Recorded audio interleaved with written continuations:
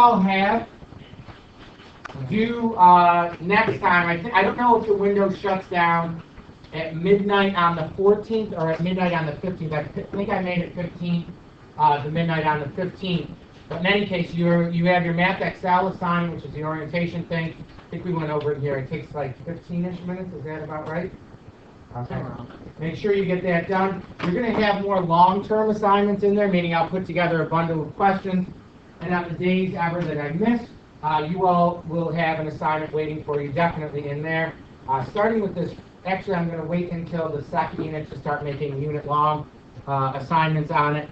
But in any case, they're not supposed to be questions that extend you out to infinity.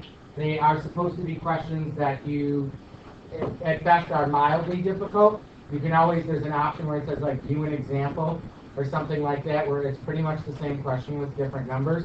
But it's to make sure that you spend at least a little bit of time going through and reviewing. When you came in, you should have picked up 2 additional packets. These are going to be your note packet for the unit and your homework packet for the unit. Now, you have my apologies. I won't make the mistake again. But these here, this is your homework packet. So go over to the one that's 2 pages on every one sheet. Yes, I apologize for it being small. If you want a larger version of it, it is sent out through Google Classroom, and it will be waiting for you. In the future, I'm just going to give this to you through Google Classroom, and you'll have to log in and see what they are and do the math out on the side. In terms of what homework assignments to expect, over here is the schedule, and it lists out everything that we're going to be doing. On the right-hand side, you can see where it says day 1. Over after that, it gives you a certain number of questions, and I think there's like we call it a calendar question or something like that, to go through and get done. These questions are included on the right-hand side. Look for, like it says, number 10, 27, 30, 33, etc. Now, we'll offer you this. You had 2 choices. We can either give you a great big giant textbook to carry around that has all of these questions in them, or I can spend 2 hours of a very, very busy Saturday night going through and cutting and pasting from a PDF file to make a homework packet for you. I will sacrifice that important time where it could be at movie premieres or fancy restaurants, and instead I will make sure that you don't have to carry a book around, because I don't know if there's anything that makes people hate you quicker than going through and saying, and by the way, carry this book around with you. As you can see, this company, I love that I don't know if maybe Pearson hates the environment or not, but I said specifically, I want us to use a program that doesn't have a book because they're clunky and kids don't want to carry them. Instead, they send me, now, I'm one teacher. They sent me this copy of a giant textbook, followed it up with this copy. I'm still really not quite sure how they're different, okay, but they're definitely about 75 pounds total. Follow that up with, all of you, for some unknown reason, I have about 120 of these extra workbooks, more, that you can go through and get. We'll give them out later in the year. They're wonderful. If anything bad ever goes down at school, you can take this and throw it at somebody that's doing something bad. Or if things really get bad, we all have these. Well, I'll keep these in here to make us safe, in addition to the chronic thing. Now, what you all need to understand, your homework, I'm not going to make you carry around a book. I have more disdain for them than you do. So instead of going through and doing that, I'll give you these packets and we'll give it to you electronically. That's fine. But the one thing that you all have to do then, your work needs to be done on separate paper. Now, I had some people who actually at home printed out this individual sheet and did it on there. That's fine. But I need some form of work handed in on separate paper, or you can print out these individual pages. But the problem is, don't print out more than you'll be doing. The questions go, they're numbered, so the first group up, sometimes I put it in page. It's just that first page? Yeah, I think so. And then the next one, you can see, now the other thing is on day 2, it says worksheet 1.2 or homework worksheet 1.2, you can cross that out. You go over to the next page, and the margin on each of these slides, it goes through and says, page 82, 81. Yes, I know the font is small. I'm very, very sorry. I personally can't read it, but whatever. You all need to go through. If you need a big copy of it, there's a PDF of it posted in Google Classroom. You can make it as large as you would like. But make sure that it's done on separate paper. Also, when you hand your homework in, make sure your name is at the top and no spaghettis or octopus tentacles on the side. You rip it out of a notebook. If you need paper for any reason, there's literally over 4,000 sheets on the side. You can grab up to 1,000 of them for yourself if you need them that badly. But in any case, we just need you to make sure that when you do your homework, it's not designed to be a ton of work. But part of the problem that we had was there were a couple students that came in and they were like, yeah, I struggled with that last unit, and that's fine, trust me. The book that I got it from was the prerequisites of, we did the prerequisite chapter of this book here, which is the James Stewart Calculus book, okay? It's designed to be a little bit of a push. You all are one math year. Actually, we have this year in the first 6 months, or first semester, so first 3 months of pre-calc, and then you get on to calculus if you are enriched. So stop acting like, it's profoundly difficult stuff. We have you guys going through and doing the factoring that you'll need to be successful at calculus. I'm not going to, you all are here to make sure that you're ready for calculus. And the last thing I want you to do is hit the wall when you're a senior taking it. And all of a sudden you go, yeah, this is really, really tough, I can't do it. I'd rather you go through and say, yeah, it's going to be tough now, we got through a tough unit. That's why I didn't even give you a test score. You had a little group assignment from the other day. But in any case, it's designed to push you a little bit. You all, they do this terrible disservice to you, and it's like this self-fulfilling cycle. It's like, oh, you're very good at following directions. You all, if I give you a worksheet with 100 questions on it, most of you go through and do all of them and hand it in, and you get stickers and cupcakes and all of that. You're not being pushed at all. You're just being rewarded for people-pleasing behavior. We want to make sure that you're capable of going on and being actually successful when you get out of this class. And again, I went through, we did, there's a feature, I guess, on this computer program that does your attendance, where I can plot what your grades are for the 4 quarters versus what your Regents exam score is. And every single teacher, well, I don't want to, let's say it this way. There's a lot of people in the district who go through and have a negative relationship between their 4 quarters and their Regents exam. Meaning, there are some people, and the worst example that we found was there was a student in Algebra 2 last year, so they're in pre-calc enriched this year, who in Geo had grades of in the 90s, low 90s, I think it was low 90s. It wasn't in the 80s. Low 90s for 4 quarters, and then got a 70 on the geometry exam. I don't know how that can possibly happen. There will never be in here, I won't say never, overall, our correlation, my correlation is always positive, meaning your 4 quarters tend to be between 4 and 7 points lower than what you get on the Regents exam. And that's by design. I'd rather you do bad on the 4, do bad. Do, what you're supposed to get on the 4 quarters. That exam that you got, now keep in mind, this is one thing I found disheartening too. Does anybody know what your raw score you needed to get on the Geo Reach in order to get a 65? Like in the low 30s? It was in the low 30s? I want you to think for a minute. Let's say you're going in to have your wisdom teeth taken out. And you're going, Dennis, Mr. Dennis, are you qualified to do this? And they go, oh, don't you worry.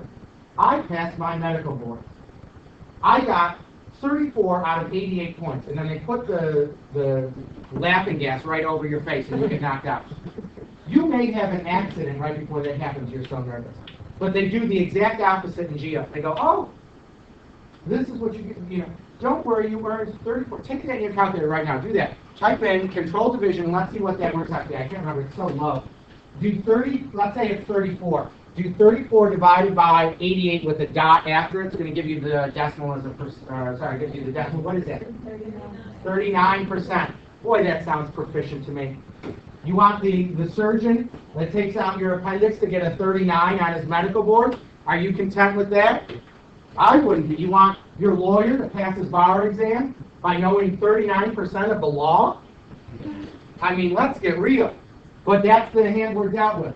I can assure you, again, the floor, and I don't care what you got last year, because if you work, it doesn't matter what you did before. We'll get you caught up, and you'll do terrific. But I had 2 kids that failed out of the group of kids who had never passed the math exam that took the Algebra 2 last year. 2 out of 13. And the lowest grade, the lowest passing score that I had was a 79. I had 7 kids that scored above an 85. They didn't pass the Algebra 1 exam or the Algebra 2. But they got above an 85 in the Algebra 1 exam with the GEO. They got above an 85 in the Algebra 2 exam. You can completely know you want. You can draw caricatures of me being a great big crotchety old lady. That's fine. Right? I even asked, we started talking in one session, because one of the many things that irritates me is when you all round correct or incorrectly, routinely. So, we started saying that I have a cousin that was, maybe had some issues in the past. And now, as a job, they went around and they rectified the situation when things got bad, when kids rounded incorrectly. This cousin found out. And then they took the story further to be that there was actually a cousin of the tooth fairy that went through, and they had some issues as well. And they hunt you down, and they track you down, and they get you. Now, the rounding fairy is almost the opposite of the tooth fairy. Like, the tooth fairy brings you money, the rounding fairy is a terrible person. Horrible. Horrible. They got kicked out of Tooth Fairy Academy, whatever it is. If that's what it takes for you to remember it, but you have to be nervous about the rounding fairy in order for you to make sure you round correctly on your exams. That's what it will take. We'll do it. We'll get every one of you through it. Every one of you that wants to get through it, we'll get through it. You have to do the work. And this is our first actual unit of Algebra 2 stuff. And even this is like easing into a nice bath. Today's stuff should be profoundly basic. And understand, I gray out some of the notes on your paper. You need to make sure that when you do the notes out that you pay attention to what we're going through and listing out. We're talking about lines. That's why we changed. Let me go over how we changed the graph in the back of the room last time.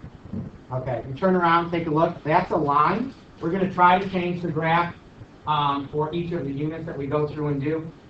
Last time we were factoring, which deals mainly with quadratics, so this time we're working with lines, so you see a line exactly through different logs and trig graphs and stuff like that. But in any case, looking at what's there, a linear function is any function whose graph is a straight line. Polynomial functions bend when you graph them, or holes or asymptotes in them. You're graphing rational expressions. What this means mathematically is that the function has either 1 or 2 variables with no exponents other than 1 or powers on the variable. So we're going to talk about what's linear and what's not. So examples of linear functions would be something like y is equal to 2x plus 5. That's what you're used to seeing. It could be y plus 3 is equal to maybe 1 minus x. That's linear. Or you could go through and have f of x is equal to 2x. That's linear. The last one is in function notation. You also need to know the things that aren't functions, not linear. So if I gave out something that's not linear, that would be something like y is equal to 2 raised to the x power, or y is equal to maybe 5x squared minus 6. Or you could go through and say y squared is equal to x.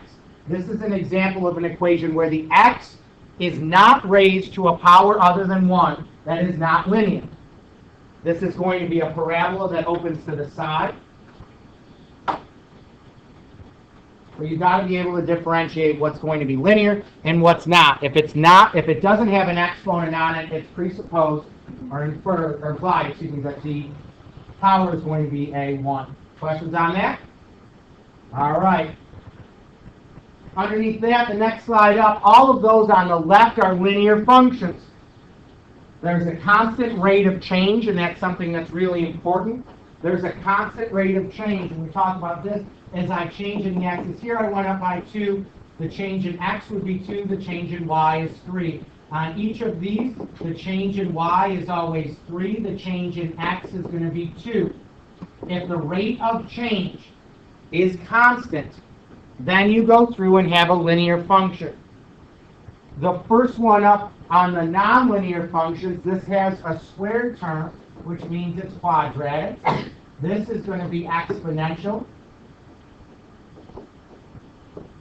Over here, as I go up each time by 1, from here to here I go up by 4, then I go up by 6, then I go up by 8. That's not linear. The rate of change is not the same. Same thing over here. I'm going up by 1 by my input.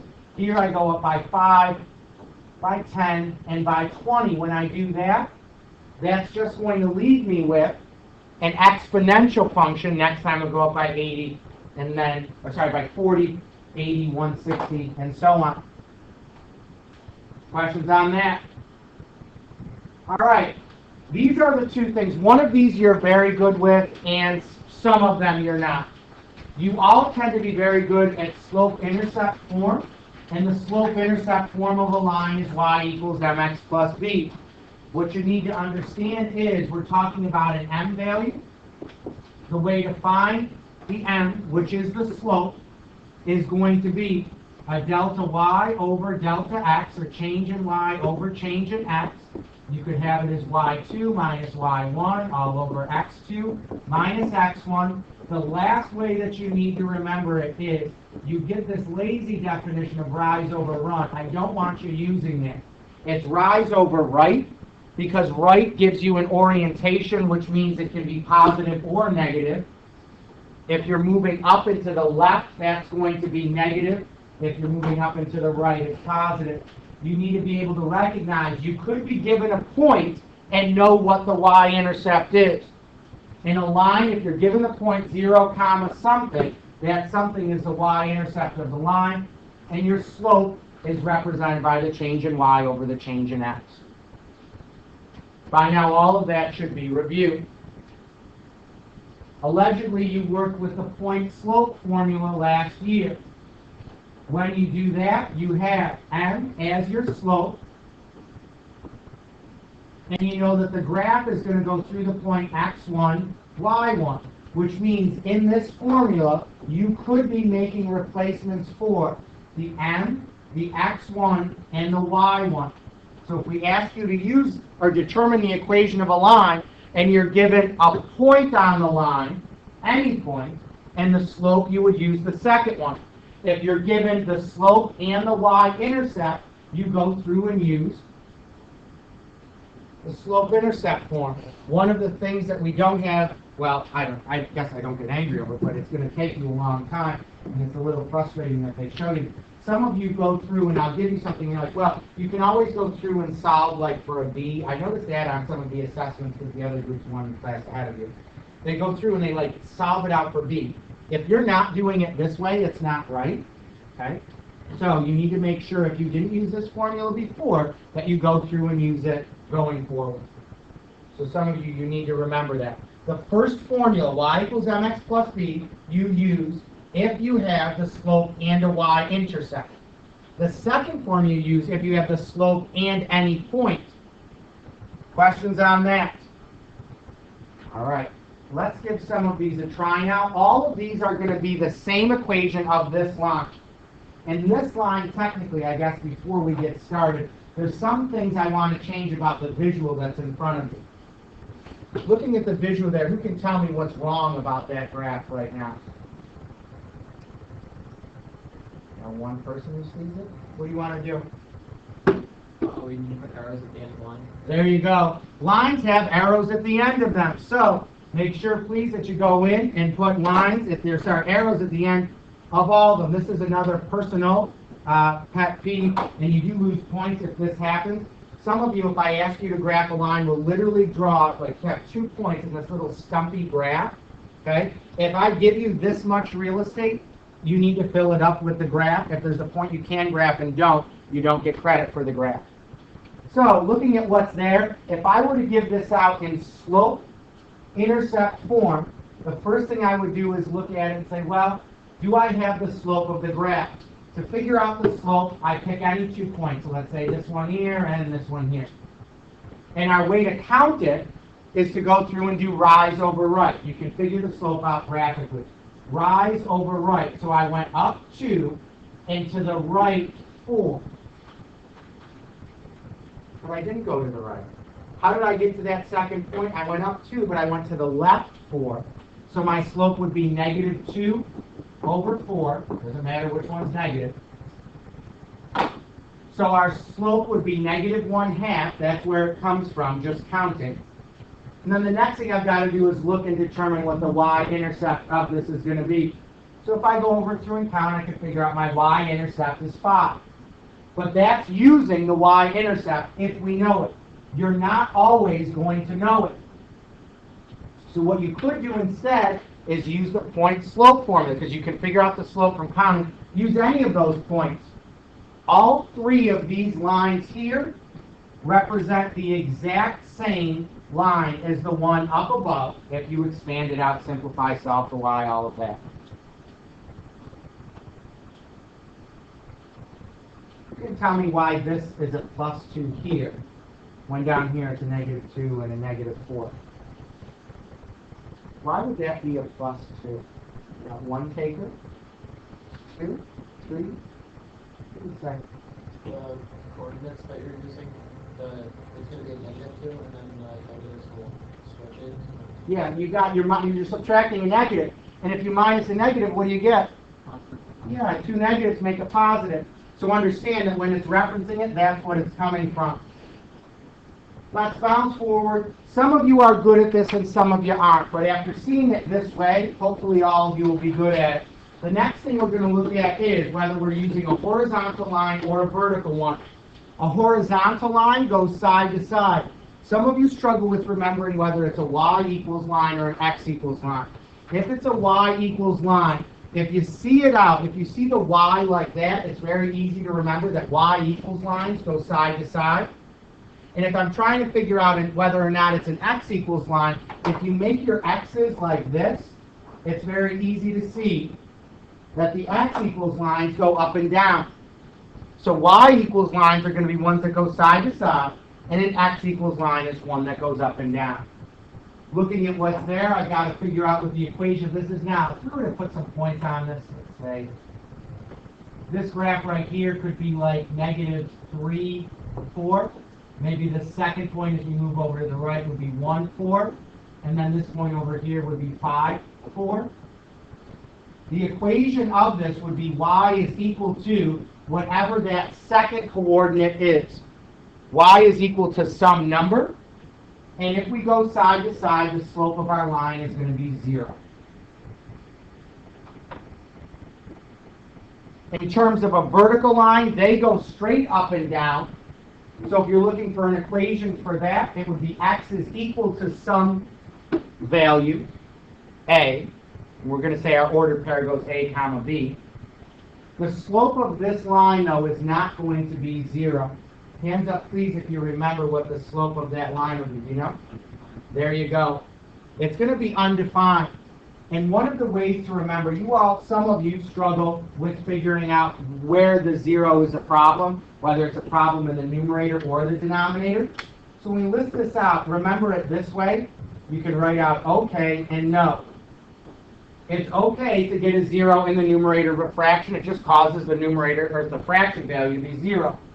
You can't ever divide by a 0. You can't have the 0 in the denominator. All right? So questions on this group?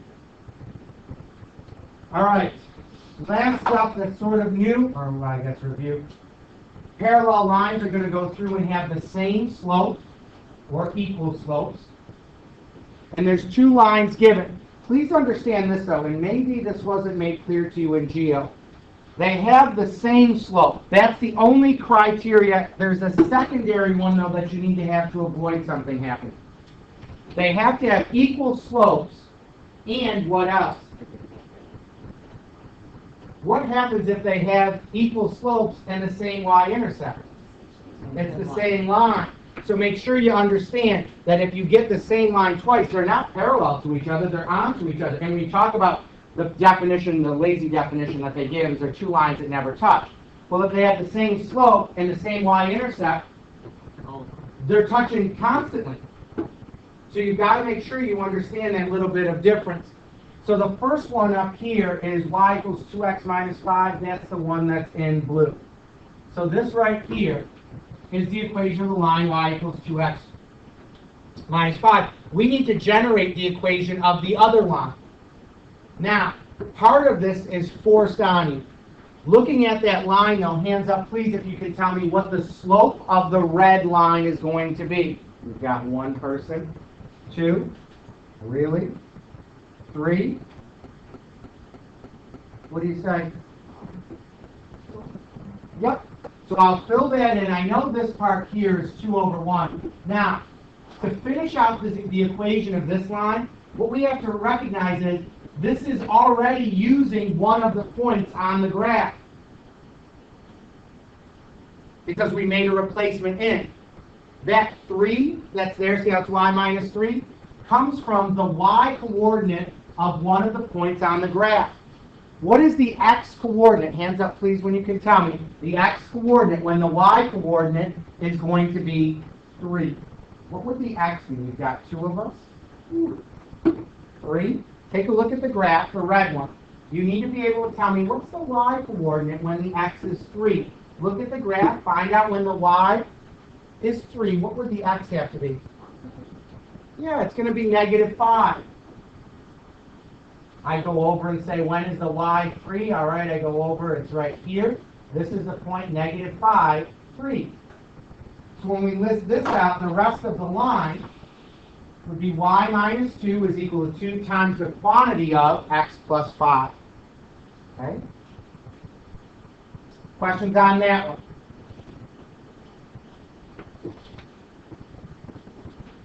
What do we know about perpendicular lines and the slope that's there? We've got 2 people who recall to be better than that. What do you say? Yeah, they're going to have negative reciprocal or opposite reciprocal slopes. When you take the reciprocal of a fraction, it just means you transpose the numerator and the denominator. You switch them around. So to start off with, the blue one is the one that's listed out first. That's this line here, because it's got a y-intercept of 0, and the slope of it would be 5 over 3. Now you need to go through and determine the equation of this green line here, and give it out, by the way, in slope-intercept, or slope-intercept form. So go through right now, determine what the equation of that second line is going to be in slope-intercept form.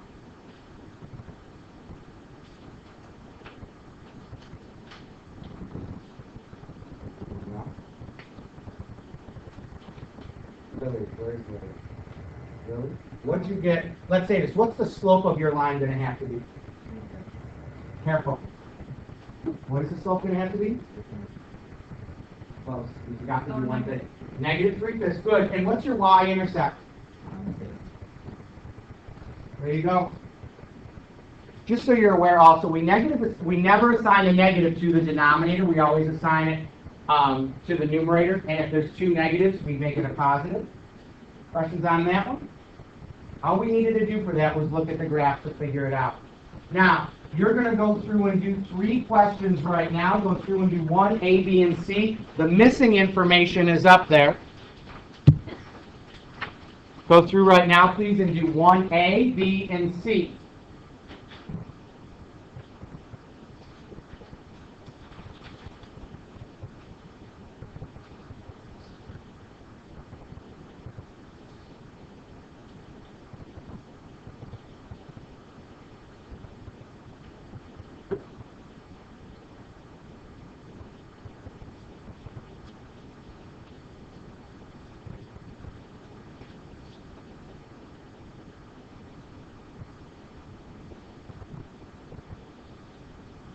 Some of the information wasn't given on purpose. It's up there now.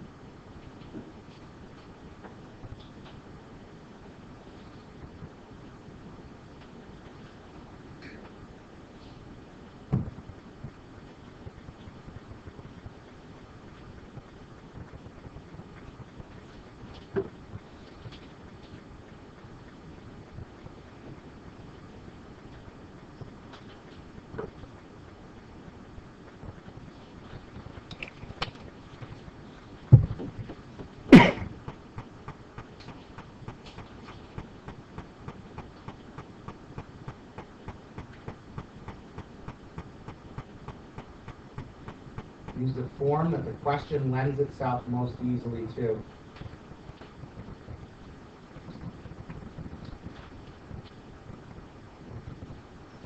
All right. McKenna, did you get A done? Yeah. Okay. What's given, by the way? What are the two pieces of given information in A? The y-intercept and slope. So which formula are you going to be using? The slope-intercept form or the slope-point form? Yeah, so what would you go through and use?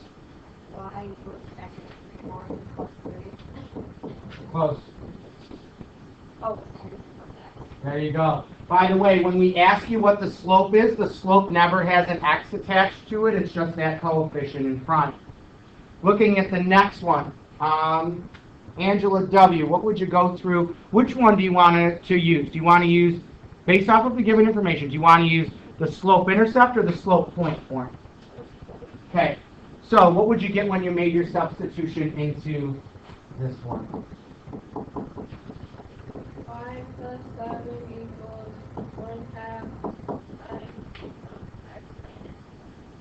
I'm going to say one thing, and this is me being... As you said it, that's what it was. What do you have to do? What do you have to add to that?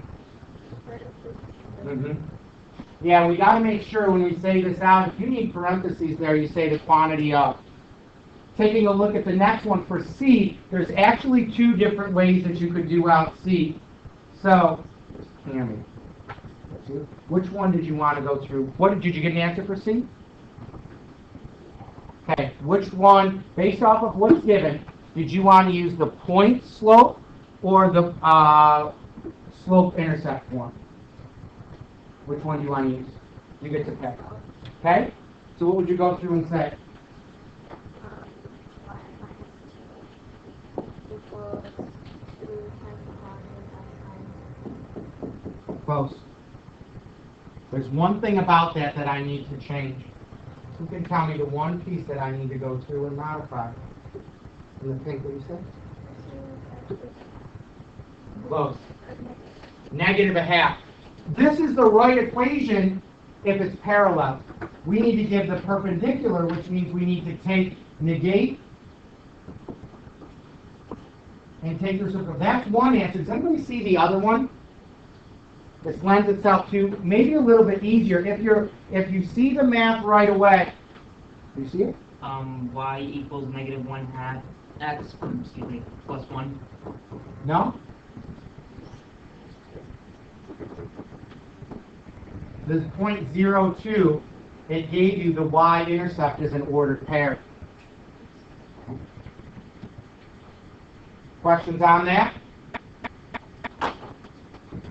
Go through right now. Here's the missing info for the next three, so go through please and do those next three right now.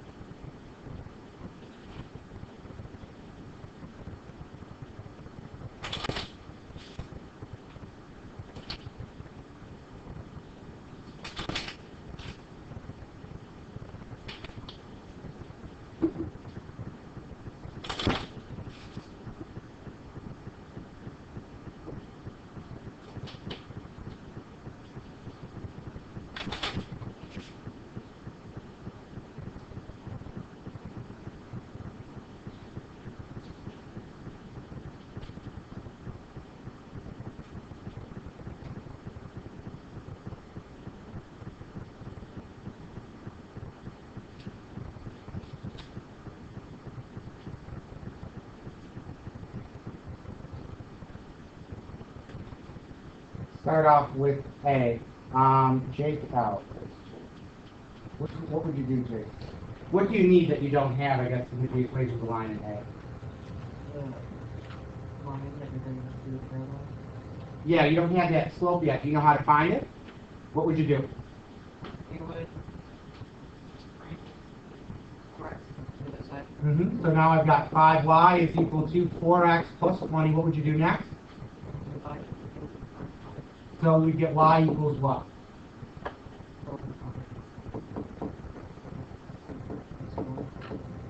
Okay? So what did that give us? The line of Yeah, and what's the slope of that line? No, because we added it over to the other side. What's the slope of that line? Good. So far, so good. What would we do next? Rebecca? You would use the point slope form. Yep. So what would we write out? We would write y minus 3 equals 4 over 5 bracket x plus 2. Now, when we do that out, that's a perfectly viable way to leave a line. You can leave it just like that. You don't need to go forward. If it doesn't say get it in slope-intercept form, leave it in slope-point form. If it doesn't say slope-intercept form, leave it in slope-point form. Next one up for B is a little bit awkward because some of you shut down and you go, well, this is different. I don't know what to do, so I'm going to do nothing. It's easier to go through in every question in reality. You should be graphing them to start, especially from Geo. To start off for B, we need to give the equation of a line that's perpendicular to the x-axis and passes through this point. So I'm going to give out a sketch of the Cartesian plane. I was made aware during the first class. Who's heard of the Cartesian plane before? Raise your hand. One of you? It's the same as the xy plane. I don't know how you could be in geometry enriched and not have heard Cartesian plane before. You literally use it every single day. Did they just call it like the xy plane? Did they reference the name on it at all? It was just like graph. Yeah, graph. Awesome. Well, there's actually a thing called the Cartesian plane. You've been working on it for an entire year in an enriched course, and they never taught you what the actual name of it was. So this is your Cartesian plane. Who can tell me, did you go over quadrant numbers? Yes. Okay, hands up please and tell me which quadrant number this point is going to be founded. Which quadrant number is this point founded? We have 3 people. 4. No, not 1. Nope. We're down to 50-50, guys. We're 50-50. Yeah. 4. Thank you. You go over 1 and down 4. So we get to this point here. It's got to go through the point. You go over 1, down 4. This is the point 1, negative 4. So the graph would look something like this. By the way, I know it goes up and down because it says it's perpendicular to the x-axis, which means it reaches the x-axis at a 90-degree angle or intersects it at 1. What would the equation of this line be? Olivia C. What is it, Olivia C? Okay, what did you get for the equation of this? Y equals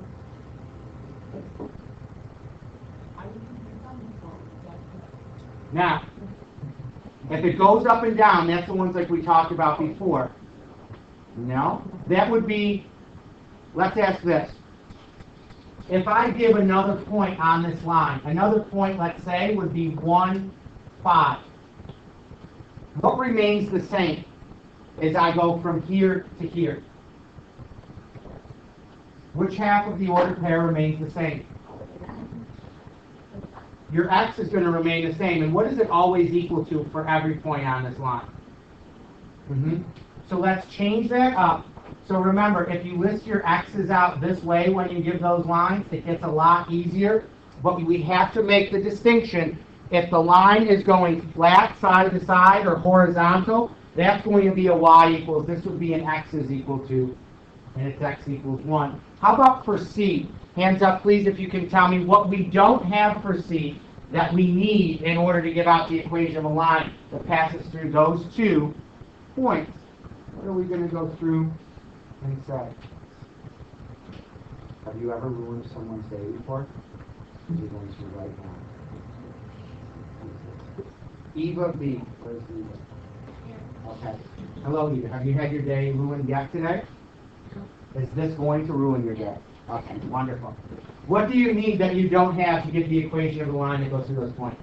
The slope. Do you remember what your slope formula is?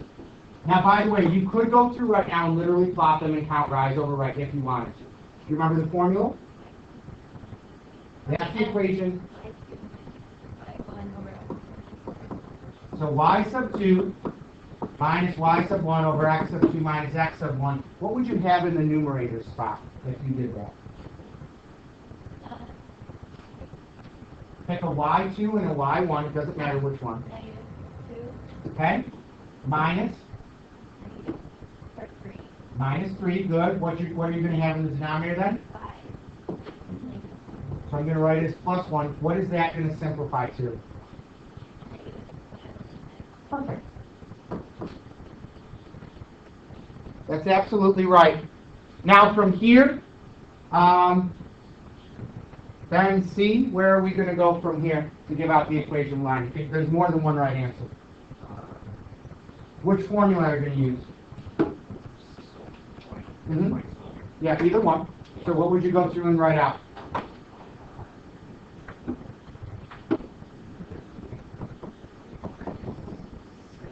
Hang on. You're only making your replacements in here, here, and here. So what would you go through and list out?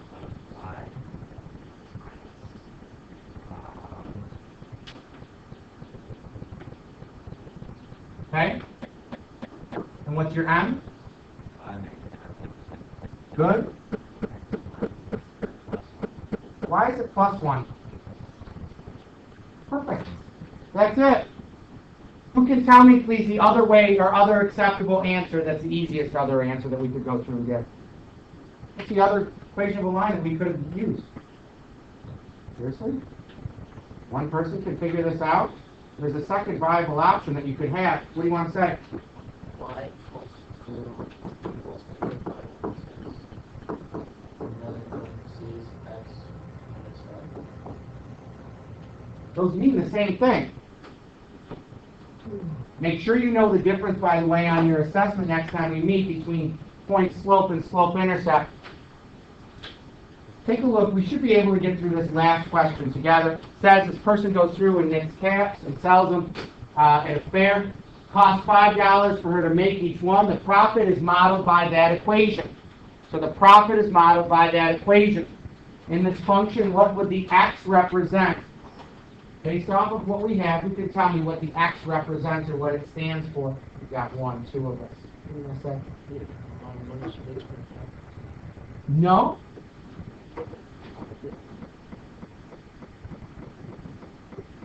Yeah, it's the number that we're going to say that they sold.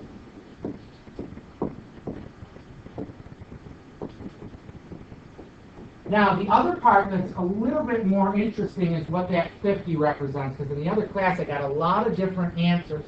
What do you want to say? I'm going to say no, and when we get to the end, you might be on the right track, but I'd say no initially. What do you want to say? I could say that, and that was what the other kids got that I didn't even think of. So it might be what we'll call like an entry fee, because they're selling them somewhere.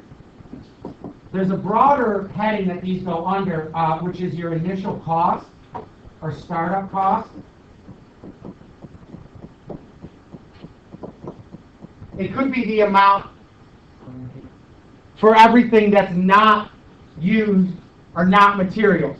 So you'd say, like, if you were talking about like a business, it would be the rent on the building, and it would be the cost of all of the equipment.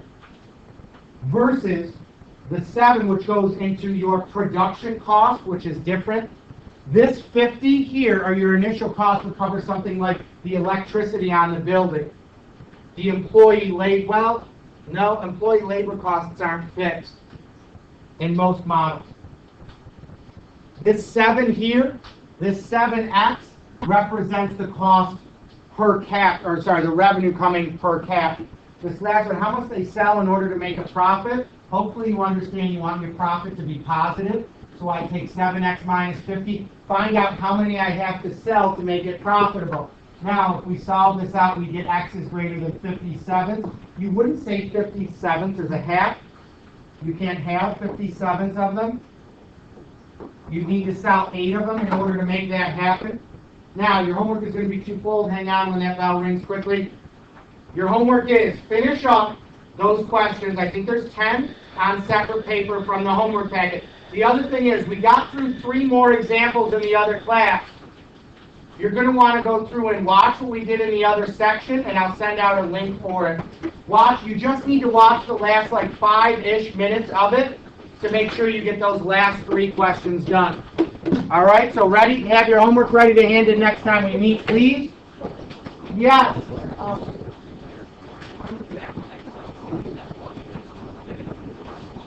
Have you set up an account so far? Okay, do me this favor. Give it another try again tonight. Make sure when you're doing it, hang on. Make sure when you, actually, when you do it, make sure you're using this as the access code. Some people I found out were getting there because they're using this.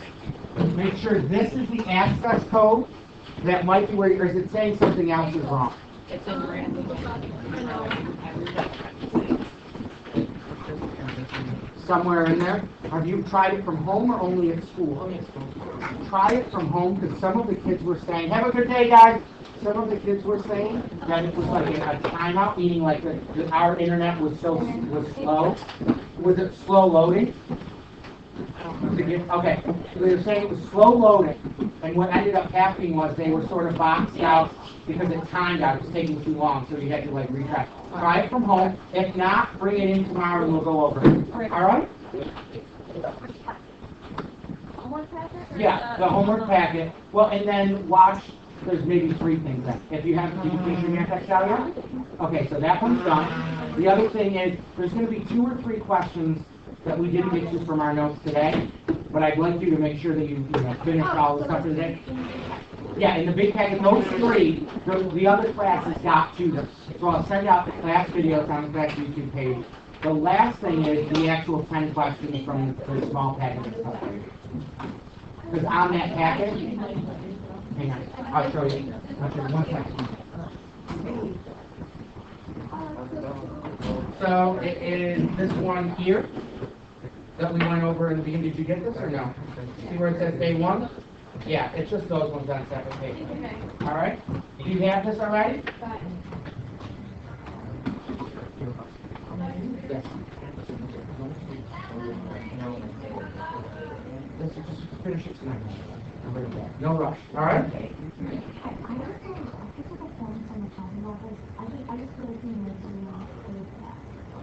Okay. Let me ask you this. Hang on.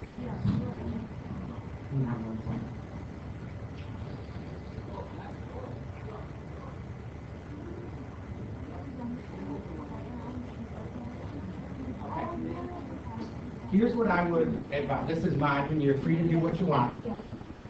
Because I'm assuming there's a direct drop into Bailey next door during this time. So your whole schedule would need to be blown. You know what I'm saying? I would advise this for somebody else to the same thing. My advice, personally, wait till the 5-week point. If you decide then, you're saying this isn't for me, and you go through and you go over, I want to understand, Bailey has the same class, the Algebra 2 Regents, so you're assuming you're dropping onto. Algebra 2 Regents, it means the same time, 7th block, the same meeting pattern that we have now. So nothing else in your schedule should need to change. If you need to, and at that point you're feeling overwhelmed, we'll switch it, and I'll tell her, I'll say her grade was an 85. I'm not going to, even if you have a 60. So her grade was an 80. Because you're taking a rich class, it's going to be tough. Yeah. But the other end of it is, I don't want you to sell yourself short in the first unit. It is tough, because I'd rather us deal with I'd rather us get it out of the way in the beginning and work on it all year than save it for 1 unit and say you have to know this and harp on it. Was today's stuff manageable or no? Yeah, today's better like the first set of notes and we did all the different factors and all the Again, you know why I did it in the beginning? I'd rather us practice something that I know we don't come in super strongly for 12 months instead of pretending like it doesn't exist. Let's face it, So that would be my advice to you. If at 5 weeks you want to, we can totally revisit. But my feeling is I'd rather have you stay and show me that it's too much after 2 units in than just to make make a big decision like that based on a small window. Is that what you feel? If you not want to? I can try over and That's what I would say. I'd rather you, because again, we did our stuff for today. Today's stuff is going to be more what to expect. That level.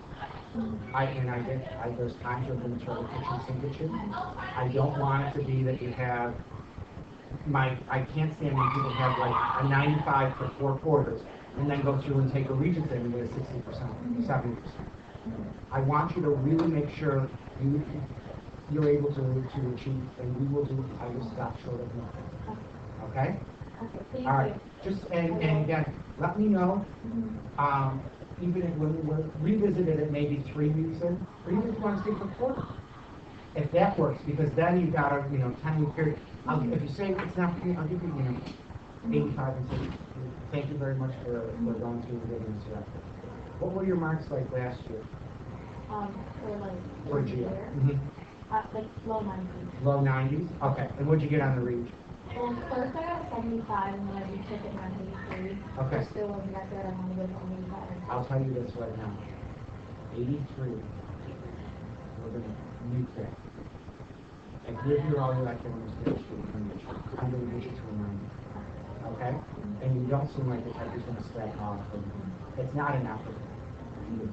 So what I'm guessing is if we understand that the pace in the beginning was frantic, and then we slow down afterwards, I think you'll be very, very successful. That's my opinion. You can do whatever you want, but I don't want you to think I'm forcing you or trying to tell you to do something. My opinion, if you stay, things will be great. I really think so. All right? Now we have Yeah. Just Thank keep, you yeah. so much. No problem, no problem. And what's your name? Lauren Santiago. I'm not going to leave you alone. Lauren. Thank you very much. Thank you so much. Yeah, we'll see you later. Hello. Hello. How are you? I am good. How are you? Terrific.